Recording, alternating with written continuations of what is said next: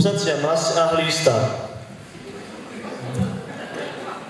Vždycky som sa čudovala, vraveli tetka, keď som sa na toho nášho Fera kúkala, jak to len vyzerá. Bledý jak smrt, pod očami jamy, nohy jak paličkany, keby sa ma do ako hladom trápila. A nedalo mi to pokoja. Vybral sa s ním do Trnavy doktorovi. Tak ďaleko to reku není, chlapec pôjde peši a tých 30 korún pre doktora nemám. Ale verujem, doktorovi sa nelúbil. Poslal ma s ním po prelítke do špitala na rentgen. Na púsach však nič nemal. Už ma to jedovalo, reku, nadarmo som chodila. Ale rada som bola, že mu nič není. Dám mu reku, dobre, ešte doktor kázal a recepty som si vyhandlovala za medicínu a reku, dobre bude. Ale milý Fero jedol, len tak sa mne prepádalo. Mohla som mu dať chuda pol svine zežrať.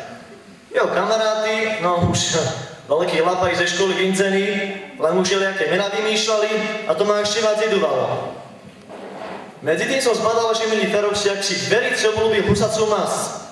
Zelen mohol tam do nej paprče strkal a tak ho lízal. Čudovala som sa tomu velice. A že to aj môžeš zniesť, kde dušu maškrtnú tam hned.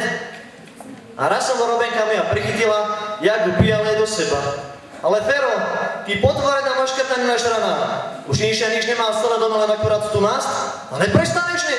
Pak už sa odtáto, lebo tam vlačimovali. Ale mamka hovorí.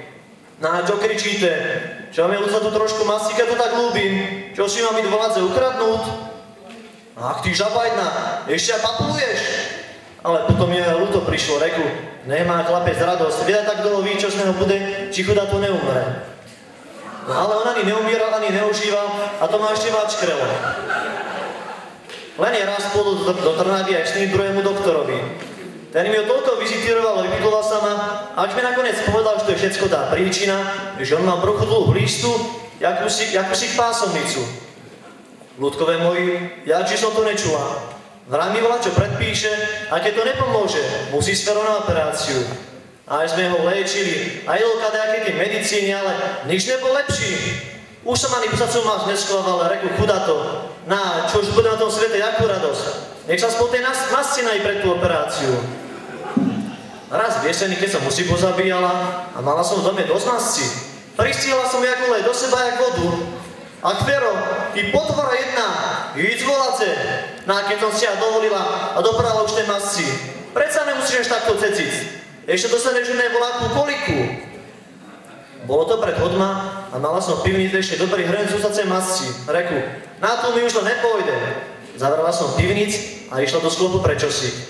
Za ten čas milý Fero vynuchal, že som mu dala a keď som sa vrátila, našla som norček odej krytý a polovičku masci preč. Dori, ty ohavak jakásik, Kriste, Pania, to bolo k hodom. Utekám za ním na humno, akorát som tam zjastrila. A Fero, ty potovrak jakásik, nemáš drana. Už si mi aj tu vás musel skinožiť. Počkaj, však si dám. Ale milý Fero je skrčený medzi lopúchmi, ale stone a stone. Tak si treba tých zvoník, aký si. Nemusím tá Jány byť. Máš ty toho dosky, už naraz to prúčisko rozbolelo. Lebo čo bolo moc. A išla sem obed variť.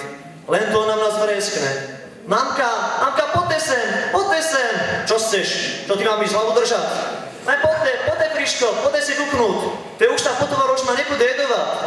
A skutečne tam bola celá tá pásomnica, strašne dlhá, čo to svet nevidel. Čujete, mamka, tá už tú veľkú dobrotu nemohla znísť. Nasmali sme sa obidva. A tak som tam stala celá premenená. Aj som zabudla na obed. A odtedy Váca mi masy nechycil. Videjte mu tedy telo tak žádalo. Čo by ste ho mali vidieť, aký je z neho chlap?